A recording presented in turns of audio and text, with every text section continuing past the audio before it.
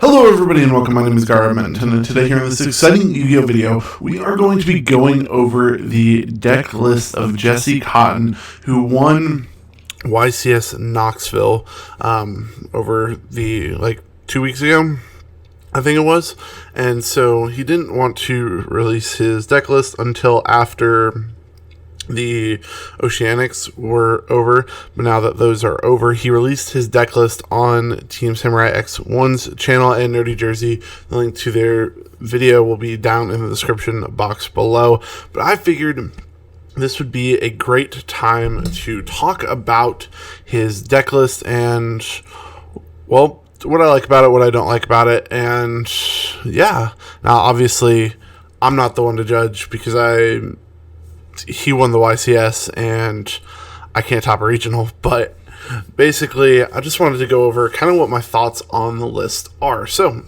without further ado, let's get into the discussion. So starting off, we're going to go over his list. He played double Fantastical Dragon Phantasme, triple Batteryman Solar for his normal summons, and then he played one Hawk, double Dark, double Roar, and triple Thunder Dragon with one Thunder Dragon duo. For the Dangers, he played the 10 standard Dangers. He played 3 Snake, 3 Jackalope, 3 Nessie, and then the 1 Bigfoot. He played the 6 Baby Chaos Dragons, so 3 Wyverburster, 3 Collapse Serpent, 3 Chaos Dragon Levianeer, 1 Eclipse Wyvern, 1 Darkest Diabolus Lord of the Lair, 1 Omni Dragon Protor.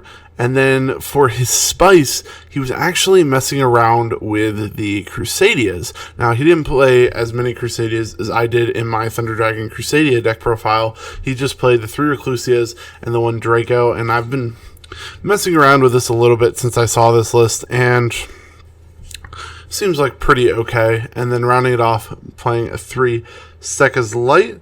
And then for his extra deck, he's playing Hot Red Dragon Archfiend Abyss, Hope Harbinger, double Colossus, double Skull Dread, 1 Heretic Seal of Heavenly Spheres, 1 Land Fornicus, 1 Triple Burst Dragon, 1 Nightmare Unicorn, 1 Nightmare Phoenix, 1 Magius, 1 Pisty, 1 Elpie, and 1 Argapane. And his side deck, he's playing double Eradicator Epidemic Virus, triple Twin Twisters, triple Lancia, triple Cyframe Gear Gamma, 1 Driver, 2 No Materials, and then the 1 Sky Prison. And as you guys will see with my Thunder Dragon deck profile, probably later on this week that I took to my locals, this card is absolutely insane against Salamangreat. But talking about the list, what are some of the things? First, we're going to go over with some of the things that I wouldn't necessarily play, but this is why he wins the YCS. I don't see the reason for Phantasme. I guess it's because I don't play against a lot of Striker, and that sort of thing. But Phantasme just doesn't seem useful. I would rather play something that helped me extend my combo, probably like a Destrudo or something like that. I have Phantasmes, you guys have seen them in deck profiles, but I don't know. I don't really see the need for Phantasme in the deck, but I guess it helps fix bricked hands in when you're going second, but I would cut those for either play 2 less cards or for a Destrudo in the prize card. He did say in his deck profile with Team Samurai X and Nerdy Jersey that the reason why he wasn't playing the prize card is because he sold his and he couldn't justify spending the money to get the prize card, which I completely understand. It is a lot of money just going out and spending it like I did recently. And yeah, it's just that it's a lot of money for the prize card. He did say that there were 2 or 3 games that it would have been nice to have it. He probably would have done better in those games if he had it, but he did win the YCS, so it's not necessary. But that's what I would take out the Phantasmes for, is probably Destrudo and the prize card. But overall, it's a pretty solid list. I don't necessarily like the Crusadias because just with the Magius, the extra deck is super tight how it is, but it does give an option. So Reclusius going into Magius, search Draco, that's 2 monsters for your Saryuja, or if you have enough monsters for your Saryuja, then it's just basically helps you with searching out your dragon if you don't have a Wyverburst or Collapse Serpent. But if you're playing 3 of each, then you're generally going to have one after the first Saryuja. And so I think main deck is pretty solid. And then moving on to the extra deck, he is playing Landfornicus over B-Cob. I personally would do the same thing because you have so many darks in your deck where a lot of times you need a dark and a light. So that's just the light for if you need to make those kinds of plays. Honestly, until I saw his deck list, I didn't really think about the Triple Burst Dragon and how you would need to do that to go into some of the Guard Dragon plays. But now that I'm seeing the deck list, I understand why the Triple Burst Dragon is needed. So I think I'm going to have to dig mine up again and find it. But overall, extra deck, pretty solid. Hope Harbinger and Heretic Seal are a very, very mean combo. I feel like I would try and find some way to main deck Sky Prison, but also in my local area, the metagame is dominated by Salamangreats, and this card is just a blowout against Salamangreats. If you guys don't know what this does, basically what it does is once per turn you can detach one material from this card till the end of your opponent's next turn. This card cannot be destroyed by card effects.